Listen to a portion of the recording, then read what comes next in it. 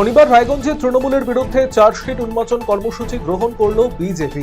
এই নিয়ে সাংবাদিক বৈঠক করেন রাজ্য বিজেপির মুখপাত্র প্রীতম দত্ত। তিনি রায়গঞ্জ বিধানসভা এলাকার বেশ কিছু অভিযোগ তুলে ধরেছেন।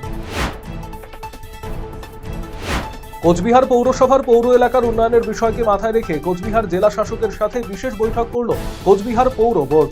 শনিবার দুপুরে কোচবিহারের জেলা শাসকের দপ্তরের কনফারেন্স রুমে বিশেষ বৈঠক অনুষ্ঠিত হয়।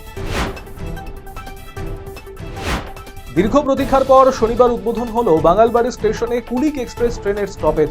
শনিবার হাওড়া থেকে রাধিকাপুরগামী কুলিক এক্সপ্রেস ট্রেনটি এই প্রথম স্টপেজ হিসাবে বাঙালবাড়ি স্টেশনে দাঁড়ালো। মালদা জেলার রতুয়ায় শক্তি বৃদ্ধি হলো মিমের। শনিবার তৃণমূল এবং কংগ্রেসের একাধিক কর্মী সমর্থক তারা যোগদান করলেন মিম পার্টিতে। রতুয়া 1 নম্বর ব্লকের ভাদু অঞ্চলের প্রায় 5 শতাধিক পরিবার এদিন যোগদান করে মিমে। এদিন দলীয় নেতৃত্ব বিজেপি এবং তৃণমূলের বিরুদ্ধে সমালোচনায় সরব হন। এদিনের কর্মসূচিতে উপস্থিত ছিলেন মিমের রাজ্য সভাপতি ইমরান সোলাঙ্কি, রতুয়া 1 নম্বর ব্লক মিমের সভাপতি শেখ জাহাঙ্গীর সহ অন্যান্য নেতৃত্ব।